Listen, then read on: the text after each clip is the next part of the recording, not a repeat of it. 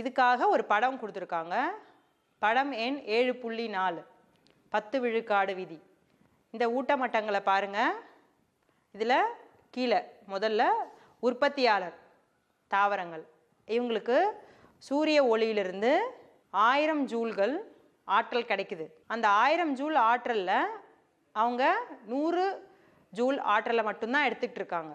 மீதி 900 ஜூல் ஆற்றலை வெளியேற்றிருக்காங்க வெப்பமாக. அடுத்து இருக்க ஊட்டல் மட்டம் உற்பத்தியாளர்ந்து அடுத்து யார் இருப்பாங்க? முதல் நிலை நுகர்வோர். அவங்க பார்த்திங்கன்னா இவங்க வச்சிருக்க 100 முழுமையாக அவங்களுக்கு கிடைச்சதுன்னா கிடையாது. 90% ஆற்றலானது இழக்கப்பட்டு 10 ஜூல் மட்டுமே அவங்க பயன்பாட்டுக்காக அவங்களுக்கு கிடைச்சிருக்கு. அதுக்கு அடுத்தது இரண்டாம் நிலை நுகர்வோர். இவங்க பார்த்திங்கன்னா 10 ஜூல்லேருந்து 9 ஜூல் ஆற்றல் வெளியேற்றப்பட்டு 1 ஜூல் ஆற்றல் மட்டுமே அவங்களுக்கு லாபமாக கிடைச்சிருக்கு. அடுத்தது 1 ஜூல்லேருந்து 0.9 ஜூல் ஆற்றல் இழக்கப்பட்டு 0.1 ஜூல் ஆற்றல் மட்டுமே மூன்றாம் நிலை நுகர்வோருக்கு கிடைச்சிருக்கு. இந்த படத்தில் தெளிவாக சொல்லியிருக்காங்க. 1000 ஜூல்லேருந்து 100 ஜூல் கிடச்சிருக்கு, 100லேருந்து 10, 10லேருந்து 1, 1லேருந்து 0.1 ஜூல். அப்போ ஒவ்வொரு ஆற்றல் மட்டத்திலையும் 90% ஆற்றல் இழக்கப்படுது, 10% மட்டுமே அவர்களால் பயன்படுத்தப்படுது, சேமிக்கப்படுதுன்ற கருத்தை இதில் சொல்லியிருக்காங்க. சூழல் மண்டலம் பகுதியில் அடுத்தது நம்ம பார்க்க போகிறது உணவு சங்கிலி.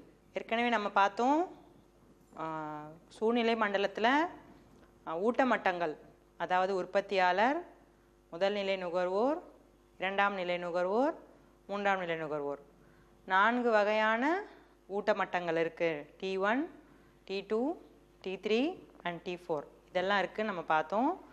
அடுத்து சூழ்நிலை மண்டலத்தினுடைய செயல்பாடுகளில் இந்த உணவு சங்கிலி முக்கியமானது. அதாவது உற்பத்தியாளரிடமிருந்து ஆற்றல் இறுதியான நுகர்வோர் இருக்காங்க இல்லையா, மூன்றாம் நிலை நுகர்வோர், இறுதி உண்ணிகள் வரை கடத்தப்படும் நிகழ்ச்சிக்கு பேர் உணவு சங்கிலி என்று பெயர். உற்பத்தியாளரிடமிருந்து ஆற்றல் இறுதி உண்ணிகள் வரை கடத்தப்படுவது உணவு சங்கிலி என்று அழைக்கப்படுகிறது. இந்த உணவு சங்கிலியில் நாம் ஏற்கனவே சொன்னோம், முதல்ல உற்பத்தியாளர் இருப்பாங்க, இரண்டாவது ஆற்றலுக்கு எடுத்துக்கிறவங்க முதல் நிலை நுகர்வோர், அடுத்தது இரண்டாம் நிலை நுகர்வோர், அடுத்து மூன்றாம் நிலை நுகர்வோர். இந்த கடைசியாக மூன்றாம் நிலை நுகர்வோருக்கு இந்த ஆற்றலானது கடத்தப்படுகிறது. அது எப்பொழுதும் நேர்கோட்டு திசையிலே இருக்கும் இது அப்படின்னு சொல்கிறாங்க. அடுத்தது இதில் பார்த்திங்கன்னா 2 வகையான உணவு சங்கிலிகள் இருக்குது. ஒன்று மேய்ச்சல் உணவு சங்கிலி, இன்னொன்று சிதைவு மட்கு பொருள் உணவு சங்கிலி. ஒன்று மேய்ச்சல் உணவு சங்கிலி பற்றி நம்ம பார்க்க போகிறோம். மேய்ச்சல் உணவு சங்கிலி எங்கேருந்து தொடங்குதுன்னா, இதில் 4 வகையான இணைப்புகள் இருக்குது. ஆற்றல் மூலம் சூரிய ஒளி, சூரிய ஒளியிலிருந்து முதல் இணைப்பை பெறுபவர்கள் உற்பத்தியாளர்கள், தாவரங்கள், அவங்க தான் முதல் இணைப்பை பெறுறாங்க. சூரிய ஒளியிலிருந்து கிடைக்கக்கூடிய ஆற்றலானது உற்பத்தியாளர்களாகிய தாவரங்களுக்கு கிடைக்கிறது. இது முதல் இணைப்பு. இரண்டாவது இணைப்பு உற்பத்தியாளர்கிட்ட இருந்து முதல் நிலை நுகர்வோராகிய தாவர உண்ணிகளுக்கு கிடைக்குது. ஆற்றலானது உற்பத்தியாளரிடமிருந்து முதல் நிலை நுகர்வோருக்கு மாற்றம் அடைகிறது. அடுத்த நிகழ்வு தாவர உண்ணிகள் இருக்காங்க இல்லையா, அவங்களிடமிருந்து ஆற்றலானது இரண்டாம் நிலை நுகர்வோரான ஊன் உண்ணிகளுக்கு மாற்றப்படுது. அடுத்தது ஆற்றலானது இரண்டாம் நிலை நுகர்வோரிலிருந்து மூன்றாம் நிலை நுகர்வோர், அதாவது அனைத்து உண்ணிக்கு மாற்றப்படுது. இப்போது உணவு சங்கிலியில் உற்பத்தியாளர்லேருந்து கடைசி உண்ணிகள் வரைக்கும் ஆற்றலானது கடத்தப்படுகிறது. இதில் 4 இணைப்பு இருக்குது. முதல் இணைப்பு சூரியனிலிருந்து உற்பத்தியாளர் தாவரங்களுக்கு, இரண்டாவது தாவரங்கள்லேருந்து முதல் நிலை நுகர்வோர், மூன்றாவது முதல் நிலை நுகர்வோர்லேருந்து இரண்டாம் நிலை நுகர்வோர், நான்காவது இரண்டாம் நிலை நுகர்வோர்லேருந்து மூன்றாம் நிலை நுகர்வோர். இதோட படிநிலை இப்படி இருக்குது. நமக்கு ஒரு படம் கொடுத்துருக்காங்க. படம் எண் 7.5. அதில் நீங்கள் அதை பார்த்தீங்கன்னா தெரியும். அதாவது புற்கள், அதிலிருந்து ஆற்றல் எலிக்கு போகுது, அடுத்தது பாம்பு, அடுத்து பருந்து. இந்த படம் பார்த்தா உங்களுக்கு எப்படி இணைப்பு உருவாகுது, ஆற்றல் மாற்றம் எப்படி நடக்குதுன்னு நம்மளுக்கு தெளிவாக தெரிஞ்சிக்க முடியும். அடுத்து நம்ம பார்க்க போகிறது மட்கு பொருள் உணவு சங்கிலி. மட்கு பொருள் உணவு சங்கிலி என்பது நம்ம ஏற்கனவே படிச்சிருக்கோம். சூழ்நிலை மண்டலத்தில் நுண் நுகர்வோர் அப்படின்னு நம்ம படிச்சிருக்கோம். நுண் நுகர்வோர் யாருன்னா பாக்டீரியங்களும் பூஞ்சைகளும். இவங்க என்ன பண்ணுறாங்க, ஒரு சூழ்நிலை மண்டலத்தில் இருக்கக்கூடிய தாவரங்கள் மற்றும் விலங்குகள் இறந்த பிறகு அந்த சிதைவுகளை சிதைத்து கரிமப் பொருட்களை சூழ்நிலையில் சேர்க்குற வேலையை செய்கிறாங்க. இப்போ அவங்க செயல்படுற இந்த சங்கிலிக்கு பேர் மட்கு பொருள் உணவு சங்கிலி அல்லது சிதைவு கூல உணவு சங்கிலி என்று அழைக்கப்படுகிறது. இதனால் அந்த சூழ்நிலை மண்டலத்தில் என்ன ஆகுதுன்னா கரிமப் பொருட்களுடைய அளவு சேர்க்கப்படுகிறது. அதனால் அதனுடைய வளம் அதிகரிக்குதுன்னு சொல்கிறாங்க. இப்போது இந்த இறந்த உயிரிகளுடைய மட்கு பொருள் உணவு சங்கிலியில் முதல் பொருள் யாருன்னா சிதைவுகள் தான். இந்த சிதைவுகள்லேருந்து மட்குண்ணிகள், மண்வாழ் உயிரினங்களான மட்குண்ணிகள், அடுத்தது சிறிய ஊனுண்ணிகள், அப்புறம் பெரிய ஊனுண்ணிகள் வரை கடத்தப்படுகிறது. பெரும்பாலும் இந்த வகையான உணவு சங்கிலியானது அனைத்து வகையான சூழ்நிலை மண்டலம் இருக்கும். ஏன்னா எல்லா சூழ்நிலை மண்டலத்திலும் கண்டிப்பாக சிதைப்பவைகள் இருப்பாங்க. அதனால் கொஷினில் இருக்குது, புக் பேக் கொஷினில் இருக்குது. அதாவது பொதுவாக அனைத்து சூழ்நிலை மண்டலங்களிலும் காணப்படும் உணவு சங்கிலியின் பெயர் என்ன, அதை விவரி அப்படின்னு சொல்லிட்டு உங்களுக்கு 3 மதிப்பெண் வினாக்களில் கேட்பாங்க. அப்போ உங்களுக்கு கரெக்டாக ஆன்சர் எழுதணும். மட்கு பொருள் உணவு சங்கிலி தான் எல்லா சூழ்நிலை மண்டலத்திலையும் இருக்குது. அதனுடைய ஆரம்ப பொருள் யாருன்னா இறந்த தாவரங்கள் மற்றும் விலங்குகளுடைய எச்சங்கள், அதை சிதைக்கக்கூடிய மட்குண்ணிகள். மட்குண்ணிகள் கிட்டேருந்து ஆற்றலானது சிறிய ஊனுண்ணி அப்புறம் பெரிய ஊனுண்ணிக்கு போகுது. அங்கே உங்களுக்கு படம் கொடுத்துருக்காங்க பாருங்கள் புத்தகத்தில். படம் எண் 7.6. இதில் பார்த்தீங்கன்னா உதிர்ந்த இலைகள் அப்படின்னு கொடுத்துருக்காங்க. அதுதான் மட்கு பொருட்கள், சிதைவு கூலங்கள்னு சொல்கிறாங்க. அதிலிருந்து மட்குண்ணிகளாகிய மண்புழுக்களுக்கு போகுது. அடுத்தது கருப்பு பறவை, அவங்க சிறிய ஊனுண்ணியாக இருக்காங்க. அடுத்தது பருந்து, அவங்க பெரிய ஊனுண்ணியாக இருக்காங்க. இந்த மட்கு பொருள் உணவு சங்கிலி எல்லா சூழ்நிலை மண்டலத்தும் மிக இன்றியமையாத உணவு சங்கிலியாக இருக்குது. அடுத்து நம்ம பார்க்க போகிறது உணவு வலை. உணவு வலைன்னா என்ன? உணவு சங்கிலிகள் ஒன்றோடு ஒன்று பின்னி பிணைந்து உருவாக்கும் ஒரு கூட்டமான சிக்கலான அமைப்புக்கு பேர் உணவு வலைன்னு சொல்கிறோம். இதில் ஒன்றுக்கும் மேற்பட்ட உணவு சங்கிலிகள் ஒன்றாக இணைக்கப்பட்டிருக்கும். அதாவது சூழ்நிலை மண்டலத்தில் மிக முக்கியமான அமைப்பாக இந்த உணவு வலை இருக்குது. சூழ்நிலை மண்டலத்தில் இருக்க உயிரினங்களுடைய சமநிலையை பாதுகாக்கிறதுக்காக இந்த உணவு வலை காணப்படுகிறது. உதாரணம் நம்மளுக்கு கொடுத்துருக்காங்க, அங்கே படம் இருக்குது பாருங்கள். படம் எண் 7.7.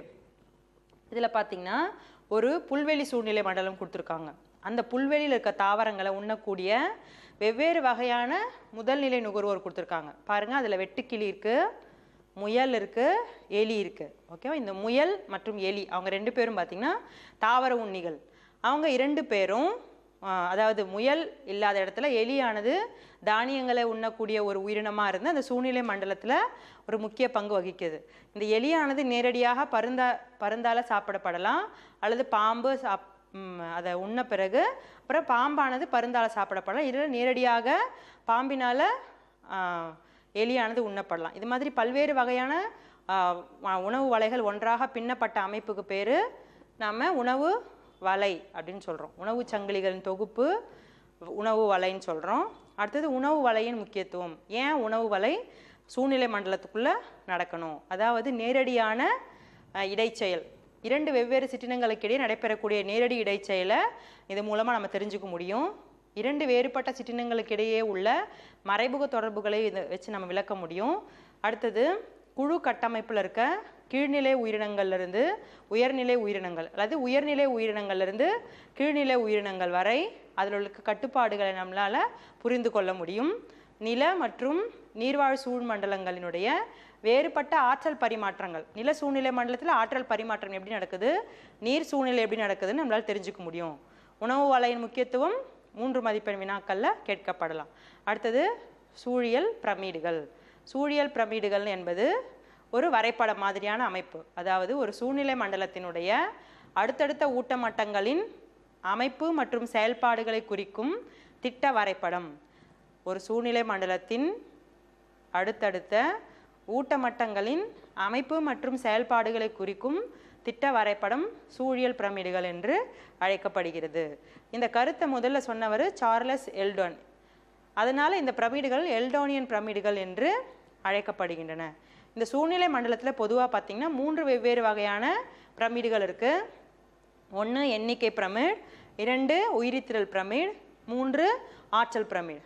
எண்ணிக்கை பிரமிட், உயிரித்திரள் பிரமிட், ஆற்றல் பிரமிட். முதல்ல நம்ம பார்க்க போகிறது எண்ணிக்கை பிரமிட். எண்ணிக்கை பிரமிட் ஆஃப் நம்பர். ஒரு சூழ்நிலை மண்டலத்தின் அடுத்தடுத்த ஊட்ட மட்டங்களில் காணப்படும் உயிரினங்களின் எண்ணிக்கையை குறிக்கும் திட்ட வரைபடம் எண்ணிக்கை பிரமிட் என்று அழைக்கப்படுகிறது. இந்த எண்ணிக்கை பிரமிட் 3 வெவ்வேறான வடிவங்களில் காணப்படுகிறது. ஒன்று நேரான வடிவம், இன்னொன்று கதிரழி வடிவம், இன்னொன்று தலைகீழான வடிவம். அதாவது அந்த பிரமிடில் ஊட்ட மட்டங்கள் இருக்காங்க இல்லையா, T1, T2, T3, T4, இவங்க 4 பேரினுடைய எண்ணிக்கை குறைதா அல்லது அதிகரிக்கிறதா, குறைந்து அதிகரித்து மீண்டும் குறையுது, அது மாதிரி வேறுபாடுகள் ஏற்படும் போது நம்ம ஏற்படுத்துகிற அந்த வரைபடத்தில் வித்தியாசமான வடிவங்கள் வருது. அதுதான் நம்மளுக்கு சொல்லியிருக்காங்க. இதில் பார்த்திங்கன்னா புல்வெளி மற்றும் குலச்சூழ்நிலை மண்டலம் படம் எண் 7.8. இதில் பார்த்திங்கன்னா பல்வேறு வகையான சூழல் மண்டலங்களுடைய எண்ணிக்கை பிரமிட் கொடுத்துருக்காங்க. முதல் 2 படங்களும் பார்த்திங்கன்னா நம்மளுக்கு சொல்லியிருக்கிறது புல்வெளி சூழ்நிலை மண்டலம், அடுத்தது குலச்சூழ்நிலை மண்டலம். இதில் பார்த்திங்கன்னா முதல்ல பாருங்கள், முதல் படம் புல்வெளி சூழ்நிலை மண்டலம். அதில் T1ல் இருக்கவங்க உற்பத்தியாளர், அவங்களோட எண்ணிக்கை பார்த்திங்கன்னா தோராயமாக 100க்கு மேலே இருக்கும். அதுக்கு அடுத்தது இருக்கவங்க பார்த்திங்கன்னா குறைவான எண்ணிக்கையில் இருக்காங்க. பாருங்கள், T2ல் இருக்கவங்க தாவர உண்ணிகளாகிய முதல் நிலை நுகர்வோர், அவங்களோட எண்ணிக்கை உற்பத்தியாளர்களோட கம்பேர் பண்ணும்போது குறைவாக இருக்குது.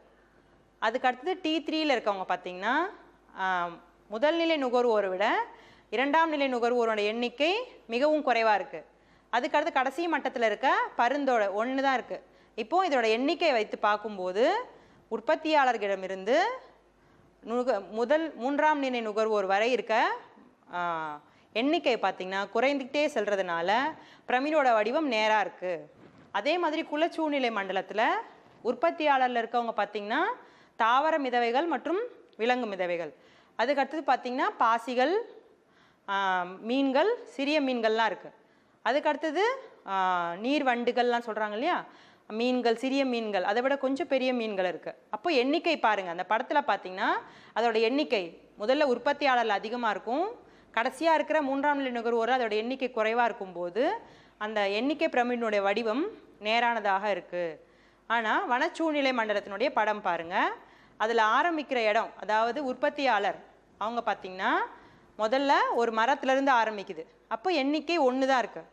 அதுக்கப்புறம் தாவர உண்ணிகளான பழம் தின்னும் பறவைகள், யானை மற்றும் மான் ஆகியவை இருக்குது. அதுக்கு அடுத்தது தாவர உண்ணிகளை உண்ணக்கூடிய ஊன் உண்ணிகள், அடுத்தது அனைத்து உண்ணி நிலையில் இருக்க உயிரினம்.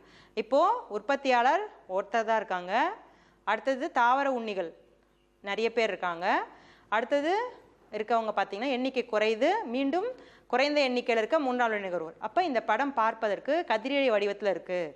உங்களுக்கு 3 மதிப்பெண் வினாக்களில் கேட்பாங்க, மாறுபட்ட வடிவத்தை கொண்ட எண்ணிக்கை பிரமிடினுடைய எந்த சூழ்நிலை மண்டலத்தில் காணப்படுகிறது, அதை குறித்து எழுதுக அப்படின்னா உங்களுக்கு எழுத தெரியணும்.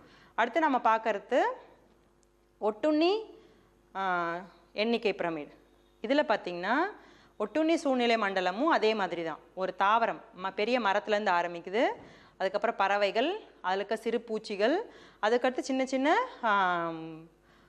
ஒட்டுண்ணிகள் காணப்படுகிறது. அப்போ அதோட எண்ணிக்கை பார்த்திங்கன்னா உற்பத்தியாளர் குறைவாக இருக்காங்க, ஆனால் 3ஆம் நிலை நுகர்வோரோட எண்ணிக்கை அதிகமாக இருக்கும்போது நாம் வரைகின்ற எண்ணிக்கை பிரமிடானது தலைகீழ் வடிவத்தில் இருக்குது. அப்போ நம்ம 3 வெவ்வேறு வகையான பிரமிட் பார்த்துருக்கோம்.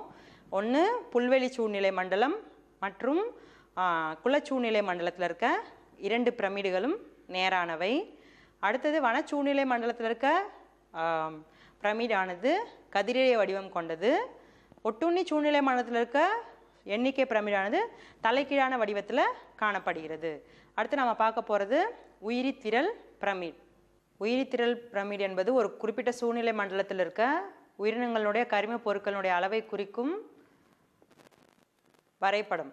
அது உயிரித்திரள் பிரமிட்னு சொல்கிறோம். நம்ம ஏற்கனவே எண்ணிக்கை பிரமிட் பார்த்தோம், இது உயிரித்திரள். அவங்களுடைய நம்ம ஏற்கனவே சொல்லியிருக்கோம், உயிரித்திரள் என்பது ஒரு உயிரினத்தினுடைய பசுமை எடை, கார்பன் எடை அல்லது உலர் எடை. இப்போ நம்ம கரிம எடையை வச்சு இதோடைய வரைபடம் வரைகிறோம். அந்த வரைபடத்துக்கு பேர் உயிரித்திரள் பிரமிட் அப்படின்னு பேர். இதில் 3 வெவ்வேறு சூழ்நிலை மண்டலங்களுடைய உயிரித்திரள் பிரமிட் நம்ம பார்க்க போகிறோம். படம் எண் 7.9. முதல்ல நாம் பார்க்குறது புல்வெளி சூழல் மண்டலம் மற்றும் வனச்சூழ்நிலை மண்டலத்தினுடைய உயிரித்திரள் பிரமிட். அதில் பாருங்கள், முதல்ல உற்பத்தியாளர், அடுத்து முதல் நிலை நுகர்வோர், 2ஆம் நிலை நுகர்வோர், மூன்றாம் நிலை நுகர்வோர், நான்காம் நிலை நுகர்வோர். இதோட உயிரித்திரளுடைய அளவு உற்பத்தியாளரில் அதிகமாகவும் அடுத்தடுத்த மட்டங்களில் குறைவாக இருக்கும்போது அந்த பிரமிடோட வடிவம் நேரானதாக இருக்குது. அதே மாதிரி வனச்சூழ்நிலை மண்டலத்தில் எண்ணிக்கை பிரமிட் உயிரித்திரள் பிரமிடினுடைய அளவு அதே மாதிரி எண்ணிக்கையில் அதிகமாக இருந்து குறைந்து கொண்டே போகுது. அதனால் இரண்டு வடிவங்களும் நேரானதாக இருக்குது. அதே பார்த்திங்கன்னா ஒரு குலச்சூழ்நிலை மண்டலத்தினுடைய உயிரித்திரள் பிரமிடில் உற்பத்தியாளர் மட்டத்தில் இருக்கிறது பார்த்திங்கன்னா தாவர மிதவைகள் மற்றும் விலங்கு மிதவைகள். அவங்களுடைய உயிரித்திரள் அளவு பார்த்திங்கன்னா ரொம்ப குறைவாக இருக்குது. அதனால் நம்ம உயிரித்திரள் மட்டத்தினுடைய அளவு எண்ணிக்கையில் பார்க்கும்போது இரண்டாம் நிலை நுகர்வோர் அதாவது T3யில் இருக்கவங்களுடைய உயிரித்திரளுடைய அளவு அதிகமாக இருக்குது. அப்போ நாம் அந்த படம் பார்க்கும்போது தலைக்கீழான வடிவத்தில் ஒரு உயிரித்திரள் பிரமிட் நம்மளுக்கு கிடைக்குது. அடுத்து நம்ம பார்க்க போகிறது ஆற்றல் பிரமிட். ஆற்றல் பிரமிட் என்பது ஒரு சூழ்நிலை மண்டலத்தில் இருக்க அடுத்தடுத்த ஊட்ட மட்டங்களுக்கிடையே ஆற்றல் கடத்தப்படுவதனுடைய அளவின் அடிப்படையில் இருக்குது. இந்த படம் பார்த்திங்கன்னா எப்போதும் நேரானதாக இருக்கும் அப்படின்ற ஒரு கருத்து இருக்குது. 3 மார்க்கில் கேட்பாங்க, ஆற்றல் பிரமிடினுடைய வடிவம் எப்பொழுதும் நேரானது ஏன்னா உற்பத்தியாளரில் தொடங்கி அடுத்த மட்டமான முதல்நிலை நுகர்வோர், அடுத்தது இரண்டாம் நிலை நுகர்வோர், அடுத்து மூன்றாம் நிலை நுகர்வோர், இது மாதிரி ஆற்றலானது கடத்தப்படும் போது அதனுடைய அளவு படிப்படியாக குறைவதனால எப்போதும் ஆற்றல் பிரமிடினுடைய வடிவம் நேரானதாகவே இருக்குது. அந்த கருத்தை நமக்கு சொன்ன அந்த படம் எண் 7.10 அது பார்த்திங்கன்னா உங்களுக்கு தெரியும். ஆற்றல் பிரமிடினுடைய வடிவம் எப்போதும் நேரானதாக இருக்கும். அடுத்து நம்ம பார்க்க போகிறது சிதைத்தல். நம்ம இப்போ மட்கு பொருள் உணவு சங்கிலி பார்த்தோம் இல்லைங்களா, அதே மாதிரி சூழ்நிலை மண்டலத்தில் சிதைத்தல் எவ்வாறு நடைபெறுகிறது அதனுடைய படிநிலைகள் அதை நம்ம பார்க்க போகிறோம். சிதைத்தல்னா என்ன? அதாவது சூழ்நிலை மண்டலத்தில் இருக்க தாவரங்கள் மற்றும் விலங்குகள் இறந்த பிறகு சிதைக்கும் நுண்ணுயிரிகளான நம்ம உயிரிகள் நம்ம சொன்னோம் பாருங்கள், நுண்நுகர்வோர் பாக்டீரியங்கள் மற்றும் பூஞ்சைகள் இந்த சிதைவு செயல்முறையில் ஈடுபடுறாங்க. சிதைவு என்பது ஒரே படிநிலை நடக்குமான்னா கிடையாது, அதில் படிநிலைகள் இருக்குது. அதை நம்ம பார்க்க போகிறோம். சிதைவு என்பது சிதைவு கூலங்களான தாவரங்கள், விலங்குகள் மற்றும் அதன் கழிவுகள் சிதைக்கும் உயிரினங்களான பாக்டீரியா மற்றும் பூஞ்சைகளால் சிதைக்கப்பட்டு சிறிய கரிம பொருட்களாக உடைக்கப்படும் நிகழ்ச்சி சிதைத்தல் என்று அழைக்கப்படுகிறது. இந்த சிதைத்தல் எல்லா பொருளையும் ஒரே மாதிரி நடக்குமான்னா கிடையாது. செல்லுலோஸ், கைட்டின், லிக்னின், ரோமங்கள், எலும்புகள் ஆகிய பொருட்களில் மிக மெதுவாகவும், கார்போஹைட்ரேட், கொழுப்பு, புரதம் போன்ற பொருட்களில் வேகமாகவும் சிதைவு செயல்முறை நடைபெறுகிறது. இப்போ சிதைவு செயல்முறையில் காணப்படுகின்ற படிநிலைகள். சிதைவு செயல்முறையில் பார்த்தீங்களா 5 படிநிலைகள் காணப்படுகிறது. 1 துணுக்காதல், 2 சிதை மாற்றம், 3 கசிந்தோடுதல், 4 மட்காதல், 5 கனிமமாக்கம். முதல்ல இது 5 மதிப்பெண் வினாக்களில் கேட்பாங்க. சிதைவு செயல்முறையை விளக்குக அப்படின்னா நீங்கள் இந்த 5 படிநிலையும் எழுதணும். சிதைத்தல் என்றால் என்னன்னு எழுதிட்டு 5 படிநிலைகளும் எழுதணும். முதல்ல துணுக்காதல். நம்ம ஏற்கனவே சொல்லியிருக்கோம், சிதைவு செயல்முறையினுடைய அடிப்படை ஆதாரம் யாருன்னா இறந்த தாவரங்கள் மற்றும் விலங்குகளுடைய உடலங்கள். அப்போ அதை நம்ம சிதைவு கூலங்கள்னு சொல்கிறோம். அவங்க தான் இந்த சிதைத்தல் நிகழ்ச்சியினுடைய மூலப்பொருளாக இருக்காங்க. இவங்க என்ன பண்ணுறாங்கன்னா பாக்டீரியங்கள், பூஞ்சைகள் மற்றும் மண்புழுக்களினால் சிதைக்கப்பட்டு சிறு சிறு துண்டுகளாக மாற்றப்படுகின்ற நிகழ்ச்சிக்கு பேர் துணுக்காதல் அப்படின்னு சொல்கிறோம். இந்த துணுக்காதல் செயலுக்காக பூஞ்சைகளும் பாக்டீரியங்களும் ஒரு சில நொதிப்பொருட்களை சுரக்கின்றன. அடுத்து 2வது படிநிலை சிதை மாற்றம். அதாவது சிதைக்கும் நுண்ணுயிரிகளான பாக்டீரியங்கள் மற்றும் பூஞ்சை உற்பத்தி செய்த நொதிகள் இந்த பொருட்களை மேலும் சிறு துகள்களாக நொறுக்குவதற்கு உதவி செய்கின்றன. இதனால் சிக்கலான கனிம பொருட்களானது சிறு சிறு மூலக்கூறுகளாக உடைக்கப்படுகிறது. இந்த நிகழ்ச்சி சிதை மாற்றம் என்று அழைக்கப்படுகிறது. அடுத்து கசிந்தோடுதல். அதாவது சிதை மாற்றம் நடந்த பிறகு நீரில் கரையும் தன்மை கொண்ட கனிம மற்றும் கரிம பொருட்கள் மட்கினுடைய அடி மேல் பகுதியிலிருந்து அடுத்த பகுதிக்கு கீழ் இறங்குகின்ற நிகழ்ச்சிக்கு கசிந்தோடுதல் அல்லது வடிதல் என்று பெயர். அதாவது சிதைந்த நீரில் கரையும் கரிம மற்றும் கனிம பொருட்கள் மண்ணின் மேற்பரப்பிலிருந்து கீழ்ப்பரப்புக்கு இடப்பெயர்ச்சி செய்தல் கசிந்தல் அல்லது வடிதல் என்று அழைக்கப்படுகிறது. அடுத்து மட்காதல். மட்காதலில் எளிமையாக்கப்பட்ட சிதைவு கூலங்கள் கருமையான படிக உருவமற்ற பொருளாக மாற்றமடையும் நிகழ்ச்சி மட்காதல் என்று அழைக்கப்படுகிறது. அடுத்தது கனிமமாக்கம். கனிமமாக்கம் பார்த்திங்கன்னா சில நுண்ணுயிரிகளால் உருவாக்கப்பட்டிருக்க மட்கிலிருந்து கனிம ஊட்டத்தினை வெளியேற்றும் நிகழ்ச்சிக்கு கனிமமாக்கல் என்று அழைக்கப்படுகிறது. மீண்டும் நம்ம பார்க்கலாம். துணுக்காதல், சிதைமாற்றம், கசிந்தோடுதல், மட்காதல், கனிமமாக்கம். துணுக்காதல் என்பது சிதைவு கூலங்கள் சிதைக்கும் உயிரிகளான பாக்டீரியா, பூஞ்சை, மண்புழுக்களால் சிதைக்கப்பட்டு சிறு சிறு துண்டுகளாக மாற்றப்படும். இதுக்காக அவங்க வேதிப்பொருட்களை சுரக்கிறாங்க. இரண்டாவது சிதைமாற்றம். சிதைமாற்றத்தின் போது அவங்க சுரந்த நொதிப்பொருட்கள்னால சிக்கலான கரிம மூலக்கூறுகள் எளிய மூலக்கூறுகளாக உடைக்கப்படுகின்றது. அது சிதைமாற்றம். அடுத்து கசிந்தோடுதல். சிதைக்கப்பட்டு கிடைச்சிருக்க கரிம பொருட்கள் நீரில் கரையக்கூடிய கரிம மற்றும் கனிம பொருட்கள் மண்ணினுடைய மேற்பரப்பிலிருந்து கீழ்ப்பகுதிக்கு இடப்பெயர்ச்சி அடைதல். அடுத்து மட்காதல். மட்காதல்ல எளிமையாக்கப்பட்ட சிதைவு கூலங்கள் கருமையான படிக வடிவ உருவமற்ற பொருளாக மாற்றப்படுதல்.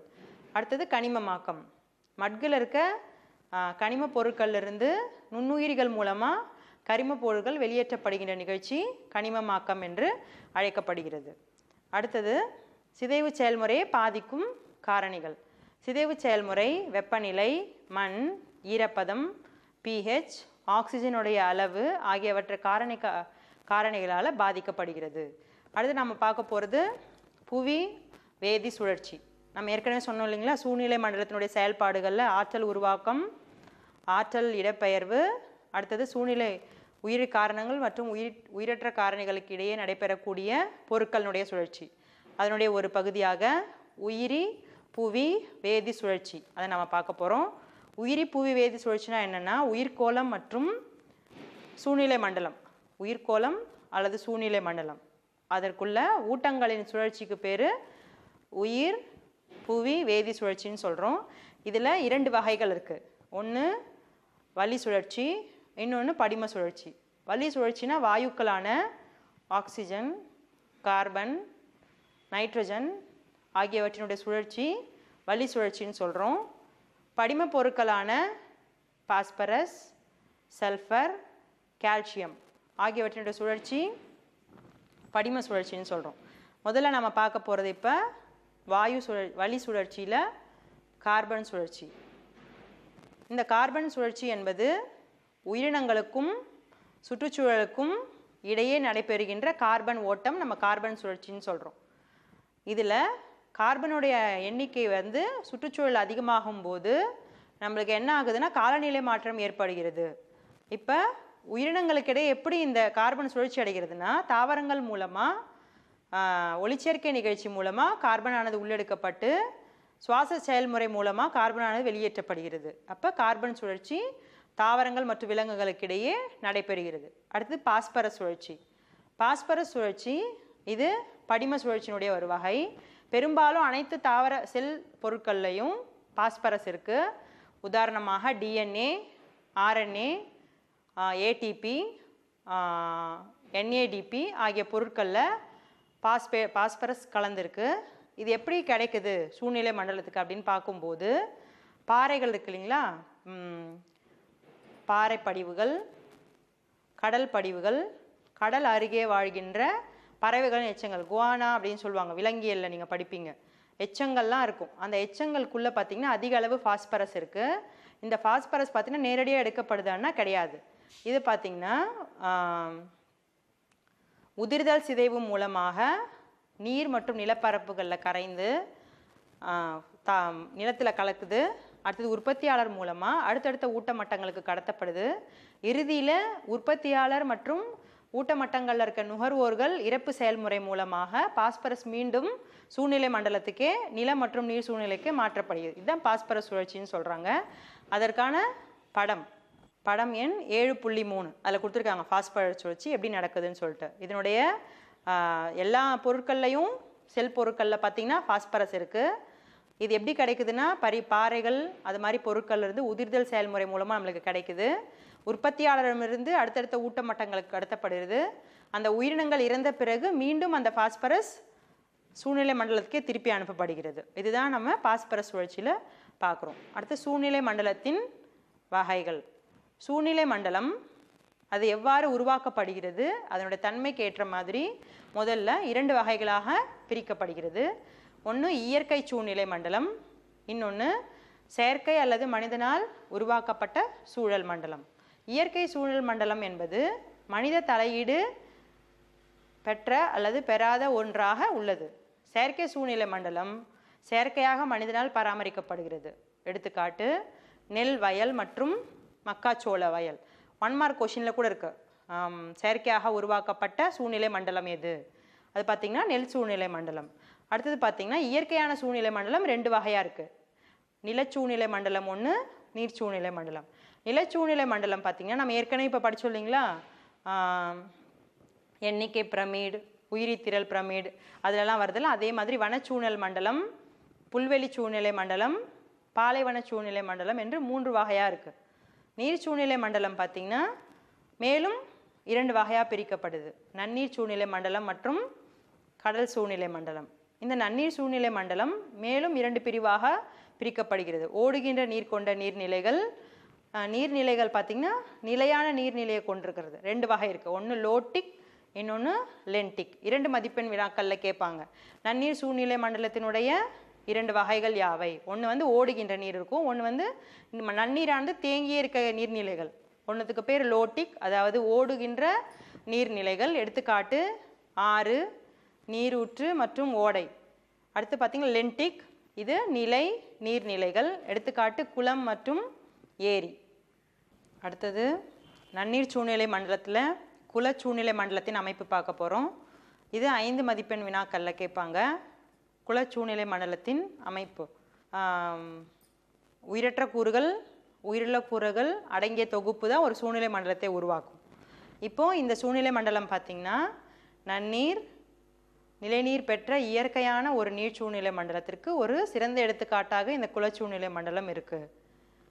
இது எப்படி உருவாக்கப்படுதுன்னா, ஒரு குழியான இடத்துல மழை நீரானது தேக்கி வைக்கப்படும்போது அந்த இடத்துல நுண்ணுயிரிகள் மற்றும் பிற உயிரினங்கள் உருவாக்கப்படுறதுனால ஒரு குல சூழ்நிலை மண்டலம் உருவாக்கப்படுது. இது பார்த்திங்கன்னா ஒரு தன்னிறைவு பெற்ற மற்றும் தன்னைத்தானே சரி செய்து கொள்ளும் ஒரு சூழ்நிலை மண்டலமாக இருக்குது. அப்போ இதுக்குள்ளே இருக்க உயிருள்ள மற்றும் உயிரற்ற காரணிகள் என்ன அப்படின்னு நம்ம பார்க்கும்போது, உயிரற்ற காரணிகளான கனிமப் பொருட்கள், அதாவது carbon di oxide, oxygen, calcium, nitrogen, phosphate மற்றும் இறந்த கரிம பொருட்களிலிருந்து உருவாகும் கரிமச் சேர்மங்களான அமினோ அமிலங்கள், கரிம மட்க அமிலம் ஆகியவை காணப்படுகின்றன. அதோடு மட்டும் இல்லாமல் இதில் பார்த்திங்கன்னா ஒளியினோட அளவு, வெப்பநிலை, நீரின் pH போன்றவை இந்த சூழ்நிலை மண்டலத்தினுடைய செயல்பாடுகளை, காலநிலையை பாதுகாத்து கொள்கிறது.